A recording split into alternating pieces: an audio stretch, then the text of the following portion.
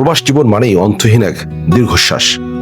ভিনদেশি মরুভূমির তপ্ত বালুচরে রক্ত জল করা পরিশ্রমে জমানো দিনগুলো কেবলই কষ্টের এক দীর্ঘ উপেক্ষান। কিন্তু মাটির টান বড় অদ্ভুত, বড় অপ্রতিরোধ্য। সব মায়া, সব যান্ত্রিকতা পেছনে ফেলে যখন কেউ ফিরে আসে তার মাটির টানে, তখন এই বাংলার মাটি তার সমস্ত ক্লান্তি মুছে নেয় পরমাদরে। গাইবান্ধার গোবিন্দগঞ্জ উপজেলার ববনপুর গ্রাম আজ এমনই এক সফলতার সোনালী ঠিকানার নাম, যেখানে সুদূর প্রবাস ছেড়ে এক দূরদর্শী মানুষ গড়ে তুলেছেন সবুজের এক অবিশ্বাস্য সাম্রাজ্য। আমি এসেছি গাইবান্ধার গোবিন্দগঞ্জে, এটা ববনপুরে, যিনি দীর্ঘ 1.5 যুগ প্রবাস জীবন কাটিয়েছেন। তবে এই জীবন তিনি কিন্তু বেছে নেননি।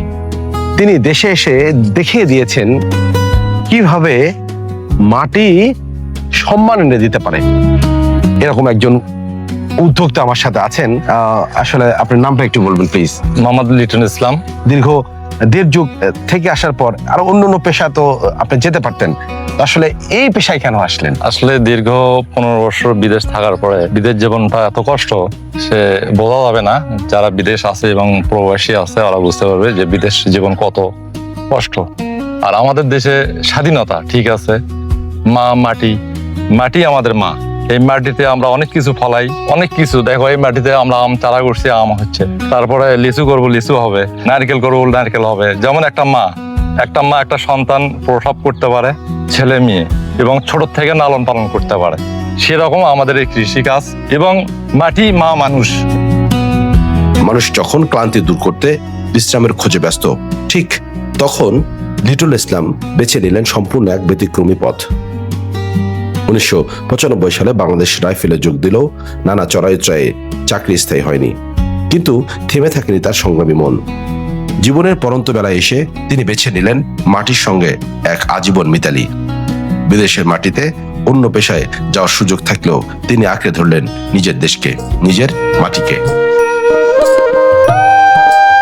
আর বড় কথা হলো অন্য দাও তো করতে পারতেন, এই যে নার্সারি এটা কিভাবে আসে? বয়সেরও কিছু তারতম্য। আমাদের এখন বয়স হয়ে গেছে, এখন অবসর সময় আমি যদি একটা চাকরি করতাম, আমি 95-এ আমি বাংলাদেশ রাইফেলসে চাকরি যোগদান করছিলাম। যে কোনো কারণে চাকরি আমার হয়নি, চলে আসছি। হওয়ার পরে চাকরি শেষের পরে মানুষ তো একটা অবসর সময় কাটাবে। অবসর সময়ের চিন্তা ভাবনা করে দেখলাম যে আমার বয়সও শেষের দিকে, এখন একটু মাটির সঙ্গে যুদ্ধ করি। এবং সেই মাটির সঙ্গে যুদ্ধ করাটাই সবচেয়ে বেস্ট, প্রতিটা মানুষের জন্যই ঠিক আছে। এই যে মাটি যে আপনি সম্মান এনে দিয়েছে, প্রায় 6 বিঘার এই ক্যানভাসে গড়ে ওঠা নার্সারিটি কেবল একটি বাগান নয়, যেন এক জীবন্ত উদ্ভিদ জাদুঘর। প্রায় 17,000 চারা নিয়ে দাঁড়িয়ে থাকা এই বাগানে রয়েছে থরে থরে সাজানো বিভিন্ন প্রজাতির ফুল, ফল ও কাঠের চারা। 12 মাসি কাটিবো নাম থেকে শুরু করে এক্সক্লুসিভ ব্ল্যাক স্টোন, 3 স্টোন কিংবা কিং চাকাপাত, কি নেই এখানে। প্রতিটি গাছের কোষে কোষে জড়িয়ে আছে একজন স্বপ্নবাজ মানুষের ঘাম আর ভালোবাসা।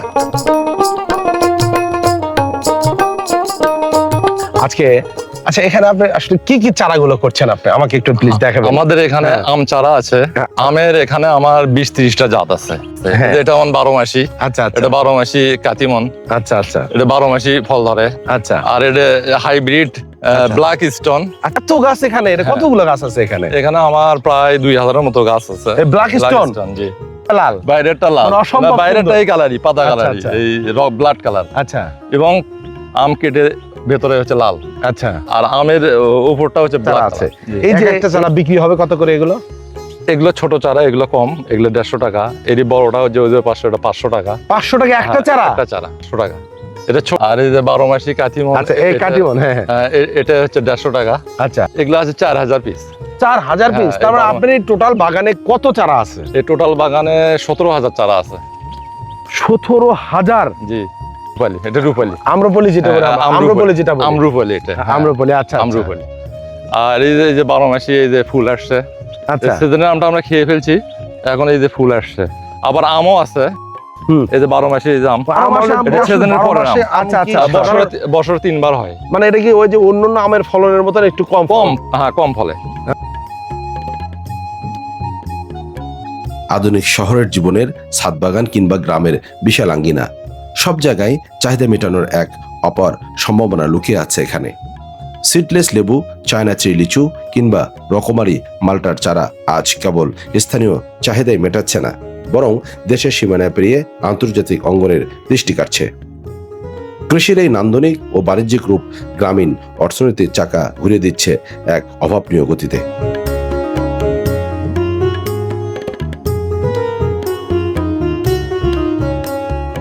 মানে নার্সারিটাই মনে হচ্ছে একটা সাদা এটা G9, এটা G9, এটা দর্শক, এটা একদম আমার সমান G9। হ্যাঁ, এগুলো চারা আমরা তৈরি করি না, এমনি শখের বসের বাইরে থেকে নিয়ে এসে আমরা মানে লাগিয়ে যা দিচ্ছি। শখের বসে আর কি। হ্যাঁ, বড় ব্ল্যাক স্টোন। হ্যাঁ, আর এটা চ্যাংমাই, এর আম চ্যাংমাই। হবে এর আম হবে 1 কেজি থেকে 700 গ্রাম। এটা নারকেল। আচ্ছা, নারকেল। হ্যাঁ, হ্যাঁ, এখানে এক একটা চারার দাম কত হবে এখানে? একটা চারার দাম 300, 350। 300? হ্যাঁ, এটা কয় শতক জায়গা আছে? এটা 1 শতক জায়গা। কতটা চারা আছে? 100 চারা আছে। তাহলে 300 করে 100 চারার দাম কত? 30,000 টাকা। 30,000 তার মানে 20,000 টাকা তো হবে। না, 300 এটা হচ্ছে আমাদের পাইকারি রেট বিক্রি করা এটা। হ্যাঁ, 30,000 টাকাই হবে। বিদেশ থেকে আসার পরে প্রায় এই নার্সারি কত বছর করা হলো আপনার? 3 বছর। 3 বছর। আমরা বাঙালি জাতি হচ্ছে অলক জাতি। আচ্ছা আচ্ছা আচ্ছা। আসলে আমরা যদি মাটির সাথে যুদ্ধ করি, আচ্ছা। অনেক কিছু করা সম্ভব। আচ্ছা, আমি তো বাইরে দীর্ঘদিন ছিলাম, আচ্ছা। বাইরে কর্ম ঠিকভাবেই করতে হয়েছে। সেই কর্মটা যদি আমরা দেশে করি, মাটিতে সব করা সম্ভব। আপনাকে আবার বিদেশে রিটার্ন দেওয়া যায়, আপনি কি যাবেন? না, এখন আর বিদেশে যাওয়ার আর কোনো ইচ্ছে নাই। এটা হচ্ছে বরিশালের আমরা যেটা বলি আর আমরা এটা একটু খুব ইম্পর্টেন্ট একটা বিষয় আছে, এটা একটু জানতে আমরা, চাই। এটা এই বরিশাল আমরা কতটুকু জায়গায় আছে? এখানে 300 আমরা আছে। তার পরিমাণ আমরা যদি জায়গাটা বলি তাহলে কতখানি হবে? হাফ শতক। আচ্ছা, এখন আমাকে একটু হিসাব দিতে হবে। এক একটা পিস আমরা কত বিক্রি হবে গাছ? এগুলো আমরা 30 টাকা পিস বিক্রি। 30 মানে এখানে গাছ আছে কত পিস? এখানে 300 পিস আছে। 300? হ্যাঁ, তা 30 করেও যদি আমরা ধরি এক একটা, 3000, 300, 3 তিরিকে 9000। এটার বয়স কত? এটার বয়স হবে হচ্ছে 2-2.5 মাস। 2 মাসে 2-2.5 এখানে একটা চারা আমাকে 30 টাকা করে দেবে। 30 টাকা করে দেবে। প্রিয় দর্শক, আমাদের দেশে কি পরিমাণ সম্ভাবনাময় একটা দেশ, আর আর- আমাদের মাটি কত উর্বর হতে পারে, মাটি কত আমাদেরকে কি দিতে পারে একটু জানি, আমরা জানার চেষ্টা করছি।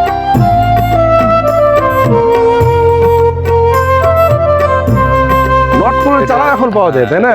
এটা কলমের চারা। এটা আচ্ছা। 2 বছর 3 বছরের মধ্যে ফল আসবে, কিন্তু গাছ ছোট হওয়ার কারণে হ্যাঁ। ফল আসবে একটু দেরিতে। আচ্ছা, একটু বড় হলেই ফল আসবে। এগুলো তাহলে বীজের থেকে না? না, এটা হচ্ছে কলম কলম করা। এটাই 2 বছর 3 বছর থাকলেই আপনার ফল ধরবে। তখন একটা ফল ধরা গাছ টবে রাখলে 2000 টাকা। এটা বিপ্লব দেখছি বাংলাদেশে। বিপ্লব আছে, হ্যাঁ? এই সম্ভাবনা কৃষি আছে, বিপ্লব সব ঠিক দেখছি। আছে। এ তো অনেক সম্ভাবনা। কেবল ফসলের বাগানই নয়, পরিবেশের ভারসাম্য রক্ষা এবং দীর্ঘমেয়াদী অর্থনৈতিক নিরাপত্তার এক বিশাল মেলবন্ধন ঘটেছে এখানে। মেহগনি বা প্রচলিত কাঠের পাশাপাশি পরিবেশ বান্ধব বেলজিয়াম আকাশী ও লম্বু গাছের চারা প্রমাণ করে কৃষি মানে শুধু তাৎক্ষণিক ফল নয়, কৃষি হলো ভবিষ্যতের টেকসই নিরাপত্তা। প্রকৃতির সান্নিধ্যে এই সবুজায়ন শুধু মুনাফাই দিচ্ছে না, ফিরে দিচ্ছে আমাদের হারিয়ে যাওয়া স্নিগ্ধ প্রাণ প্রকৃতি। বেলজিয়াম আকাশী, এটা কি এটা? এই যে বেলজিয়াম আকাশী, এটা হচ্ছে ভালো পরিবেশ বান্ধব গাছ। ও এটা আচ্ছা বেলজিয়াম আচ্ছা আচ্ছা, আকাশী। এটা অনেক বড় বড় পাতা হয় এখন- যেটা। হ্যাঁ, এখন সরকার ওই যে ওটা বাদ। পরিবেশ বান্ধব এটা পরিবেশ মানে বান্ধব যেভাবে এবং পরিবেশ ক্ষতি করে, এগুলোর মতোই এটা গ্রোথ ভালো। আচ্ছা ইউক্লিপটাসের মতোই। এটা গ্রোথ ভালো। সেটা তো দেখতেও চমৎকার। হ্যাঁ, এর বড় গাছ আছে, আমি লাগাইছি গতবার। আচ্ছা। 2 বছরের গাছ আছে, এরকম মোটা হয়ে যায়? লাগাবো। হ্যাঁ, এটা কি মূলত কাঠের জন্য? এটা কাঠের জন্য। কাঠের এটাই জন্য? কাঠের জন্য পারফেক্ট এবং পরিবেশ বান্ধব গাছ। গুণগত মান অনেক ভালো। মানে এটা কি ওই যে আমরা যদি মেহগনি বা অন্যান্য কাজ, মেহগনি অন্য কাঠের চেয়ে এটা ভালো। মেহগনির চেয়েও ভালো এটা? মেহগনির চেয়েও ভালো। এটা গাছ 5 বছর পর বিক্রি করতে পারবা। যেমন ইউ গাছ 5 বছর 2 বছর পরেও বিক্রি হয়, তা ওটা ভালো না? তো এটা আমাদের 5 বছর পরে বিক্রি করা যাবে, এই জন্য এটা ভালো।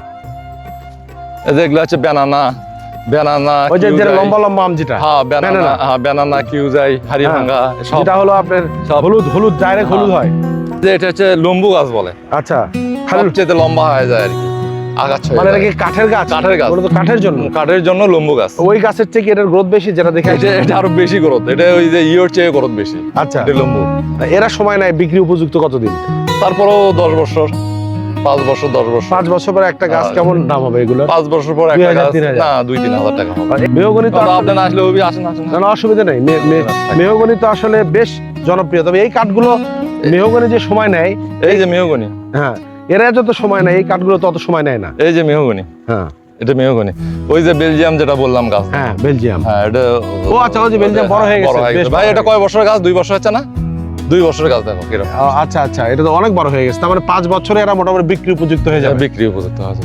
আমার ভাই আমার শেয়ার পার্টনার, আমি তো ওগুলো কৃষিতে আসিনি, ভাইয়ের সঙ্গে নিয়ে আসছি, ভাই সব জানে এবং সব জাত জানে, আম টাম সবকিছু জানে। এবং এই যে আমরা একটা লাস্ট অনুভূতি জানবো আপনার কাছে, ভাইয়ের থেকে শুনি। আসলে শুরু করতে কতটা আপনি ভয় পেয়েছিলেন? বাংলাদেশে হ্যাঁ। যে কোনো জিনিস শুরু করতে অনেক সমস্যা, কেউ বলে যে হবে না, কেউ বলে যে টাকা ইনভেস্ট করো না, ভাই ব্রাদার আত্মীয় স্বজন অনেক কিছুই বলে। তারপরে নিজে নিজে যখন পথে আসলাম, আসে তখন সংগ্রাম করলাম, এখন আলহামদুলিল্লাহ আল্লাহ পাকের রহমতে আমরা এখন ভালো পর্যায়ে আছি আর কি। একজন প্রবাসীর শূন্য থেকে শুরু করা এই লড়াই আজ হাজারো তরুণের চোখের সামনে এক জীবন্ত স্বপ্ন হয়ে ধরা দিয়েছে। প্রবাসের ধুলোবালি আর কষ্টের জীবন পেছনে ফেলে তিনি আজ দেশের মাটিতেই খুঁজে পেয়েছেন সত্যিকারের স্বর্গের সুবাস। মেধা, শ্রম আর একটুখানি সাহসের আলিঙ্গন পেলে আমাদের এই উর্বর মাটি সোনা ফলাতে বাধ্য। লিটন ইসলামের মতো দূরদর্শী কৃষকের হাত ধরেই রচিত হোক আমাদের আগামীর সবুজ, সমৃদ্ধ ও আত্মনির্ভরশীল বাংলাদেশ। বাংলাদেশের মানুষের জন্য আপনি কি বলবেন? বাড়ির সামনে 1 বিঘা 2 বিঘা জায়গা পড়ে আছে, 10 শতক জায়গা পড়ে আছে, তারা আসলে কতটা সম্ভাবনাময় এখান থেকে আনতে পারে? আপনার আসলে শ্রমের ব্যাপার আছে।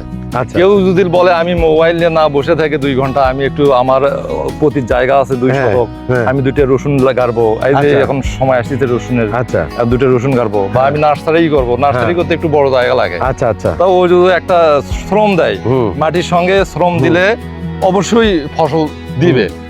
প্রিয় দর্শক, আসলে একজন বিদেশ ফেরত মানুষ যিনি পরিসমাপ্তি তিনি যেটা দেখেছেন সেটা কিন্তু দেশেই দেখেছেন। কৃষকের ঘরের সন্তান ছিলেন তিনি, সেখান থেকে আসলে তার উৎসাহ এবং তার নিজের সিদ্ধান্ত নেওয়া, এবং তিনি আসলে বিদেশের যে আসলে মানুষের পরিশ্রমের জীবন দেখেছে, বিদেশে মানুষ কি পরিমাণ পরিশ্রম করে, সেইখান থেকে একটা শিক্ষাই তিনি নিয়েছে যে আমি যদি দেশে সেই শ্রম দেই তাহলে আমি এখানে কতটা আসলে সোনা ফলাতে পারি। তার এই 3 বছরের যাত্রায় আজকে তার একটা সাম্রাজ্য তিনি গড়ে তুলেছেন, একটা বন গড়ে তুলেছেন, ইঞ্চি ইঞ্চি জায়গা তিনি, ইঞ্চি ইঞ্চি মাটি তিনি এখানে দামি করে তুলেছেন। আসলে সাহস করে শুরু করতে হবে, সাহস করে। এবং আমি আমার ব্যক্তিগত অভিজ্ঞতা থেকে যতটুকু দেখেছি, আমি কৃষি প্রোগ্রামগুলো করছি, আমি লাইভ স্টকের প্রোগ্রাম করছি, আমি ফার্মের প্রোগ্রাম করছি, আপনাকে পরিশ্রমী হতে হবে। পরিশ্রম আমরা অন্য জায়গায় সময় না দেই, 4 দোকানে সময় না দেই, মোবাইলের সময় না দেই, আমরা জমির সঙ্গে একটু প্রতি জমি পড়ে আছে, আমরা একটু সময় দিই। নতুন গাছ এখন বাংলাদেশে অনেক আপডেট নতুন গাছ আসছে, অ্যাভাকাডো, ডুরিয়ান, তারপরে পার্সিমন, অনেক জাত আসছে।